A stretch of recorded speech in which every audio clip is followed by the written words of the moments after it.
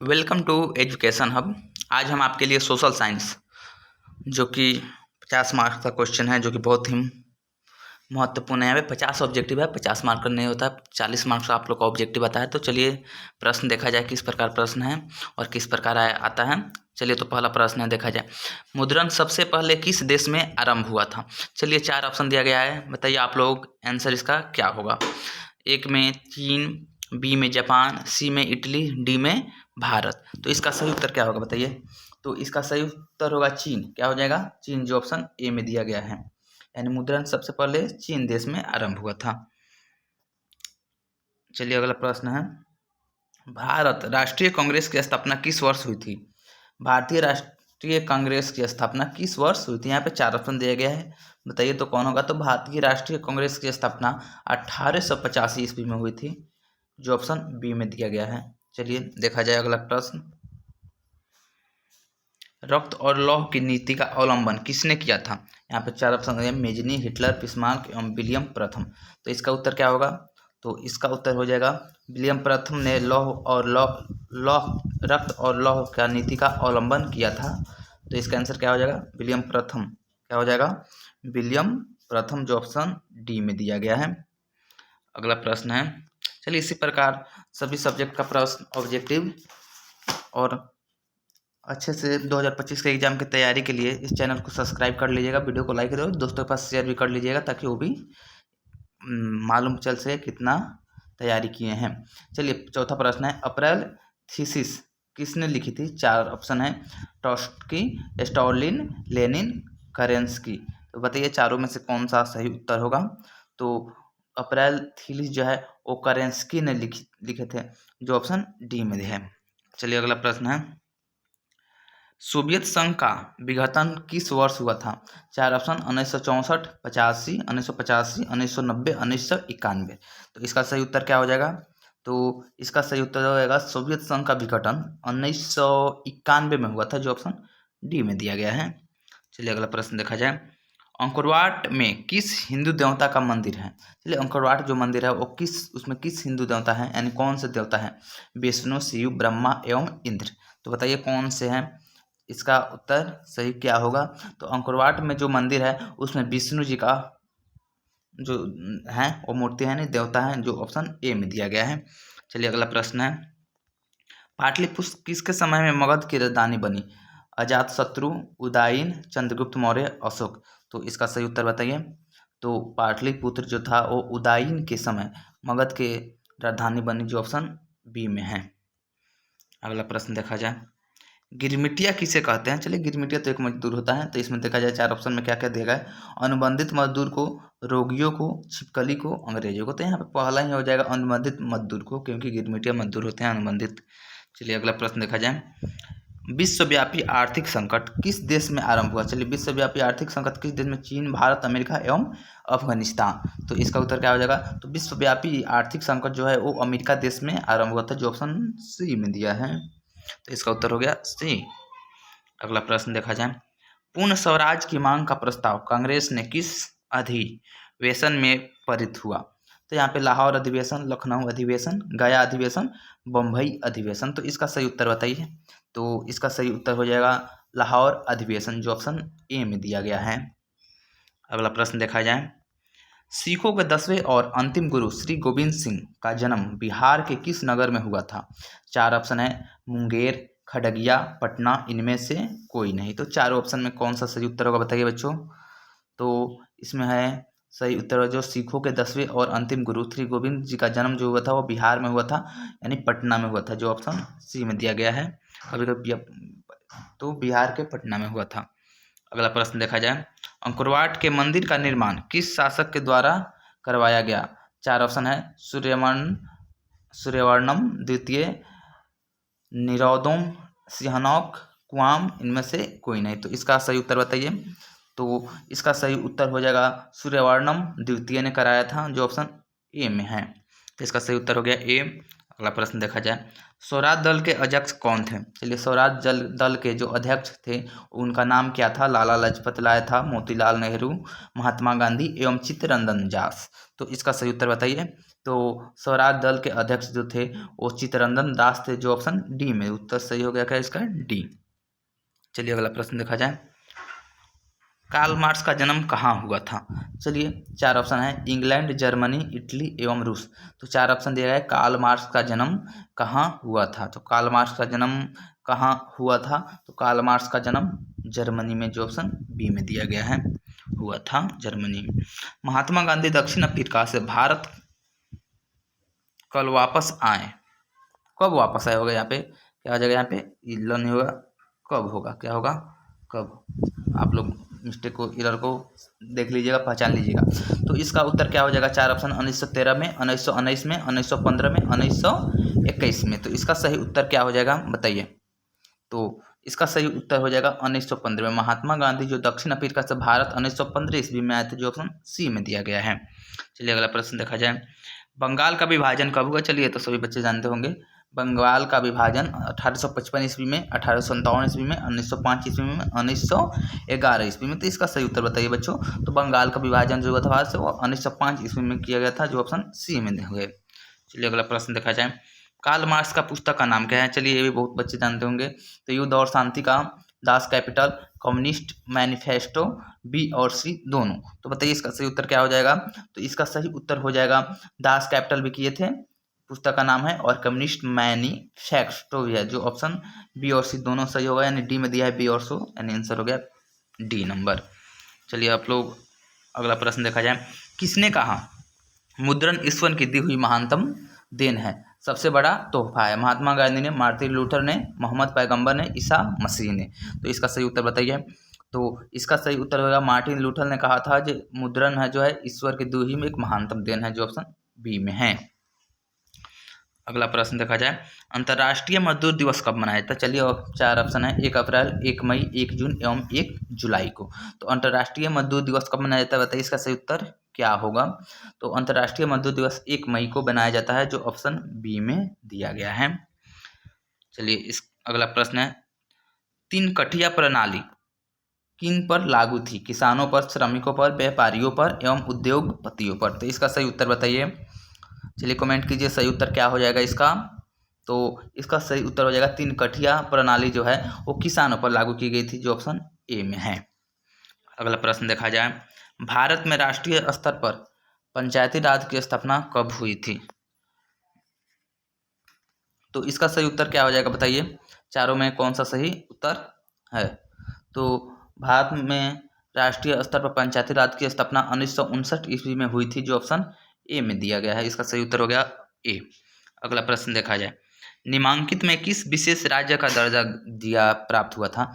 यानी 4 ऑप्शन है, इसमें से किस विशेष राज्य का दर्जा? बिहार, आंध्र प्रदेश, जम्मू कश्मीर एवं गुजरात। तो 4 ऑप्शन बताइए इसका आंसर। जो जम्मू कश्मीर देश है उसे विशेष राज्य का दर्जा दिया गया था, जो ऑप्शन सी में है। अगला प्रश्न देखा जाए। निम्नलिखित में कौन पंचायत समिति का अंग है? चलिए 4 ऑप्शन है, पंचायत सेवक, पंचायत सभा, नगर पंचायत एवं प्रमुख। तो बताइए इसमें पंचायत समिति का अंग कौन है? तो इसका सही उत्तर क्या हो जाएगा? तो जो होता है पंचायत समिति में होते हैं प्रमुख। क्या होते हैं? प्रमुख, जो ऑप्शन डी में दिया गया है, एक अंग है पंचायत समिति का। अगला प्रश्न है। किस देश का बहुदलीय व्यवस्था नहीं है? किस देश में बहुदलीय व्यवस्था नहीं है? 4 ऑप्शन है, भारत, पाकिस्तान, बांग्लादेश, ब्रिटेन। तो इस चारों में आंसर सही कौन सा है बताइए, ऑप्शन में कमेंट में कीजिए। तो जो है ब्रिटेन एक ऐसा देश है जिसमें बहुदलीय व्यवस्था नहीं है, जो ऑप्शन डी में है। अगला प्रश्न देखा जाए। तेलंगाना राज्य का गठन किस वर्ष हुआ था, यानी कब हुआ था?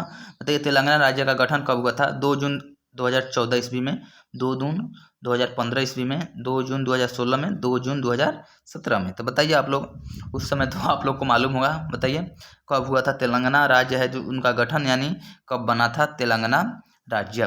तो वो 2 जून 2014 ईस्वी को तेलंगाना राज्य एक नया भारत में राज्य बना था, जो ऑप्शन ए हो जाएगा इसका। चलिए अगला प्रश्न देखा जाए। चिपको आंदोलन की शुरुआत किस राज्य से हुई थी? बताइए। चिपको आंदोलन आप लोग बहुत अच्छे से पढ़े होंगे, तो इसका सही उत्तर बताइए कौन है? तो चिपको आंदोलन जो है उत्तराखंड से, यानी उत्तराखंड राज्य से में शुरुआत हुई थी, जो ऑप्शन सी में दिया गया है, जिसमें पेड़ों को काटने से लोग चिपक जाते थे। चलिए अगला प्रश्न है। लोकतंत्र यानी लोकतंत्र का प्राण किसे कहा जाता है? चलिए 4 ऑप्शन दिया गया है, राजनीतिक दल, सामाजिक दल, धार्मिक दल एवं नागरिक संगठन। तो चारों में से सही उत्तर कौन सा हो जाएगा? चलिए बताइए। तो चारों का सही उत्तर क्या हो जाएगा? तो लोकतंत्र का प्राण जो है राजनीतिक दल को कहा जाता है, जो ऑप्शन ए में दिया गया है। सही उत्तर हो गया ए। अगला प्रश्न है, सूचना के अधिकार आंदोलन की शुरुआत कहाँ से हुई थी? राजस्थान, दिल्ली, तमिलनाडु एवं बिहार। तो सूचना का अधिकार का आंदोलन कहाँ से हुई थी? बताइए चारों में से कौन सा सही उत्तर होगा? तो सूचना का अधिकार का आंदोलन जो है वो राजस्थान से हुई, जो ऑप्शन ए में दिया गया है। इसका सही उत्तर हो गया ऑप्शन ए। अगला प्रश्न देखा जाए, सांप्रदायिक राजनीतिक आधारित होती है, धर्म पर, जाति पर, क्षेत्र पर, इनमें से कोई नहीं। तो सांप्रदायिक जो होता है, सांप्रदायिक राजनीति किस पे आधारित होता है? चार ऑप्शन में से सही उत्तर बताइए। तो वो होता है धर्म पे आधारित होता है, जो ऑप्शन ए में है। अगला प्रश्न है, चलिए अगला प्रश्न देखा जाए, पंचायती राज संस्थाओं को संवैधानिक दर्जा संविधान संशोधन से प्राप्त हुआ। चलिए कौन संविधान संशोधन से हुआ था? 72वां, 73वां, 74वां एवं 75वां। तो इसका सही उत्तर बताइए। तो इसका सही उत्तर हो जाएगा जो है पंचायती राज संस्थाओं का संवैधानिक दर्जा जो संविधान का 73वां संशोधन से प्राप्त होता है, जो ऑप्शन बी में दिया गया है। चलिए अगला प्रश्न देखा जाए, निम्नलिखित में कौन राष्ट्रीय दल नहीं है? चलिए 4 ऑप्शन दिया गया है, कौन उत्तर सही होगा बताइए। भारतीय जनता पार्टी, भारतीय राष्ट्रीय कांग्रेस, बहुजन समाज पार्टी एवं राष्ट्रीय जनता दल। तो इसका सही उत्तर बताइए। तो राष्ट्रीय जनता दल जो है उसमें राष्ट्रीय दल नहीं है, जो ऑप्शन डी में दिया गया है। कहाँ है? ऑप्शन डी में दिया गया है। चलिए अगला प्रश्न देखा जाए, भारत में ने गणतांत्रिक संविधान को कब अंगीकार किया? 4 ऑप्शन है, 15 अगस्त 1947 को, 15 जनवरी 1950 को, 26 जनवरी 1950 को, 26 अगस्त 1950 को। तो ये सभी बच्चे जानते होंगे। बताइए इसका सही उत्तर क्या हो जाएगा? तो 26 जनवरी 1950 होगा सही उत्तर, जो ऑप्शन सी में है। अगला प्रश्न देखा जाए, लोक जनशक्ति पार्टी का चुनाव चिन्ह क्या है? बताइए लोक जनशक्ति पार्टी का चुनाव चिन्ह क्या है? लालटेन, तीर, बंगला एवं साइकिल। तो 4 ऑप्शन है, इसमें चारों में से बताइए सही उत्तर क्या हो जाएगा? तो इसका सही उत्तर हो जाएगा बंगला, जो ऑप्शन सी में दिया गया है। झारखंड राज्य का गठन कब हुआ था? चलिए 4 ऑप्शन है, बताइए झारखंड राज्य का गठन कब हुआ था? 1 नवंबर 2000 को, 9 नवंबर 2000 को, 15 नवंबर 2000 को, 15 नवंबर 2001 को। तो इसका सही उत्तर बताइए क्या हो जाएगा? तो इसका सही उत्तर हो जाएगा 15 नवंबर 2000 ईस्वी को झारखंड राज्य का गठन होता है, जो ऑप्शन सी में है, 15 नवंबर 2000 ईस्वी को। चलिए अगला प्रश्न है, भारतीय संविधान की 8वीं अनुसूची में कितने भाषाओं को स्थान दिया गया है? 21, 22, 18 एवं 20। तो बताइए इसमें सही उत्तर क्या होगा? तो चलिए कमेंट कीजिए। तो इसका सही उत्तर हो जाएगा 22, यानी ऑप्शन बी हो जाएगा। अगला प्रश्न है, भारत में प्रथम 5 वर्षीय योजना का शुरुआत कब हुई थी? चलिए 5 वर्षीय योजना कब हुआ था चालू? 1950 में, 1951 में, 1952, 1953। तो इसका सही उत्तर बताइए, कमेंट कीजिए। तो इसका सही उत्तर होगा 1952, जो ऑप्शन सी में है। अगला प्रश्न देखा जाए, जिस देश का राष्ट्रीय आय अधिक हो वह देश क्या कहलाता है? तो जिसका राष्ट्रीय आय अधिक होता है उसे क्या हम कहते हैं? चलिए बताइए इसका, जिसका राष्ट्रीय आय अधिक होता है, अविकसित, विकसित, अर्धविकसित, इनमें से कोई नहीं। तो जाते हैं जिसका राष्ट्रीय आय अधिक हो विकसित देश कहलाता है, जो ऑप्शन बी में दिया गया है। चलिए अगला प्रश्न को देखा जाए क्या है। अगला प्रश्न है, भारत में किस राज्य का प्रति व्यक्ति सबसे कम है? प्रति व्यक्ति आय होना चाहिए, इसमें सबसे कम है। चलिए बिहार, पंजाब, हरियाणा एवं गोवा। तो इसका सही उत्तर बताइए। तो बिहार राज्य है जो उसका प्रति व्यक्ति आय बहुत कम है, जो ऑप्शन ए में दिया गया है। चलिए अगला प्रश्न है, क्वेश्चन रीडर समझ लीजिएगा।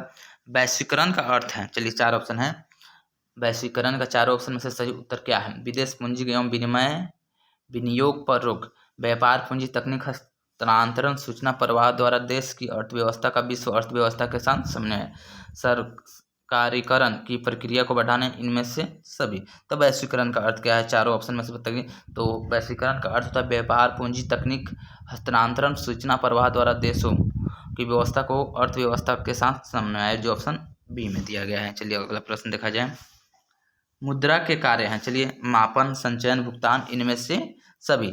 तो मुद्रा का क्या काम है? चलिए बताइए। तो मुद्रा का काम है मापन भी, संचयन भी, भुगतान। तो इनमें से सभी हो जाएगा, जो ऑप्शन डी में है। आप लोगों को ऐसे 40 प्रश्न का उत्तर सोशल साइंस यानी सामाजिक विज्ञान में देना रहता है, लेकिन आप लोगों को यहाँ पे और भी प्रश्न है, तो आइए देख लिया जाए। चलिए अगला प्रश्न देखा जाए। चलिए वीडियो को शेयर भी कीजिए, लाइक भी कीजिए, और चैनल पर नया है तो सब्सक्राइब कर लीजिए। चलिए अगला प्रश्न देखा जाए, सर्वप्रथम व्यावसायिक बैंकों के राष्ट्रीयकरण कब किया गया? 1966, 1980, 1969, 1975। तो चारों में से कौन सा उत्तर सही है बताइए। चलिए ऑप्शन बताइए कौन सा उत्तर सही है। तो सर्वप्रथम व्यावसायिक बैंकों का राष्ट्रीयकरण 1969 ईस्वी में किया गया था, जो ऑप्शन सी में दिया गया है। अगला प्रश्न है, रुपया किस देश का मुद्रा है। चार है भारत, पाकिस्तान, नेपाल, इनमें से सभी तो आप लोग भारत में जानते हैं रुपया ही चलता है, और ये भी जानना चाहिए पाकिस्तान में भी क्या होता है, रुपया ही होता है, और नेपाल में भी रुपया, जो ऑप्शन डी इनमें से सभी हो जाएगा। अगला प्रश्न, इनमें से कौन पूर्णतः सरकारी सेवा है। चार ऑप्शन है, स्वास्थ्य सेवा, शिक्षा सेवा, सैन्य सेवा एवं वायुयान सेवा। तो इसमें से कौन पूर्णतः सरकारी है बताइए, कौन सा जो है वह पूर्णतः सरकारी है। तो जो सैन्य यानी सेना है, जो हमारे हैं सैन्य सेवा, वह पूर्ण सरकारी है, जो ऑप्शन सी में। इसमें कोई अर्ध सरकारी यानी गैर सरकारी भी नहीं है। हॉलमार्क को किस वस्तु के लोगों के रूप में उपयोग किया जाता है। कृषि उत्पाद, सोने का आभूषण, इलेक्ट्रिकल, इनमें से कोई नहीं। तो इसका सही उत्तर सभी बच्चे जानते होंगे। तो हॉलमार्क जो होता है सोने के आभूषण के लिए होता है। आइए सही मार्क जो ऑप्शन बी में दिया गया क्या है, ऑप्शन बी होना चाहिए, ऑप्शन बी में। चलिए अगला प्रश्न देखा जाए, निम्नलिखित में से क्या नई आर्थिक नीति का अंग नहीं है। निजीकरण, वैश्वीकरण, राष्ट्रीयकरण, उदारीकरण। तो चारों में से सही उत्तर बताइए क्या होगा। चलिए चारों में से सही उत्तर बताइए क्या होगा। तो निम्नलिखित में से क्या नई आर्थिक नीति का अंग नहीं है। तो निजीकरण है, वैश्वीकरण है, राष्ट्रीयकरण नहीं है, यहाँ पे उदारीकरण भी है, तो ऑप्शन सी सही उत्तर हो जाएगा। चलिए अगला प्रश्न देखा जाए, मानवीय पूंजी निर्माण का मुख्य घटक क्या है। स्वास्थ्य सेवाएं, आवास, शिक्षा एवं प्रशिक्षण, इनमें से सभी। तो चारों में से सही उत्तर बताइए। तो स्वास्थ्य सेवा भी है, आवास भी है, शिक्षा एवं प्रशिक्षण भी है, इनमें से सभी जो ऑप्शन डी होगा उत्तर सही हो जाएगा। चलिए अगला प्रश्न है, वैश्वीकरण का क्या अर्थ है। आयात पर नियंत्रण, निर्यात पर नियंत्रण, विश्व अर्थव्यवस्था में समन्वय, इनमें से कोई नहीं। तो इसका सही उत्तर बताइए। तो विश्व अर्थव्यवस्था का समन्वय जो ऑप्शन सी में दिया गया है, क्या हो जाएगा इसका सही उत्तर, ऑप्शन सी। चलिए अगला प्रश्न देखा जाए, अर्थव्यवस्था के किस क्षेत्र से हरित क्रांति संबंधित है। प्राथमिक क्षेत्र, द्वितीय क्षेत्र, तृतीय क्षेत्र, इनमें से कोई नहीं। तो इसका सही उत्तर बताइए। तो इसका सही उत्तर क्या हो जाएगा, जो अर्थव्यवस्था है वो प्राथमिक क्षेत्र में आता है, जो ऑप्शन ए में ही उसका सही उत्तर हो जाएगा। चलिए अगला प्रश्न देखा जाए, एक समाजवादी अर्थव्यवस्था को सर्वाधिक बल किस पर दिया जाता है। आर्थिक स्वतंत्रता, उत्पादन कुशलता, अधिकतम लाभ अर्जन, लोक कल्याण। तो इसका सही उत्तर बताइए बच्चों। तो इसका सही उत्तर हम लोग क्या होगा बताइए ऑप्शन। तो एक समाजवादी अर्थव्यवस्था में सर्वाधिक बल किस पर दिया जाता है, तो लोक कल्याण पर दिया जाता है, जो ऑप्शन डी होगा। चलिए अगला प्रश्न है, नरेगा, आप लोग नाम सुने होंगे, नरेगा कार्यक्रम के नाम के साथ किस व्यक्ति का नाम जोड़ा गया। चलिए यहाँ पे चार ऑप्शन दिया गया है। नरेगा ये तो सभी बच्चे जान होंगे, महात्मा गांधी के नाम पर चालू हुआ था, तो ऑप्शन डी हो जाएगा महात्मा गांधी।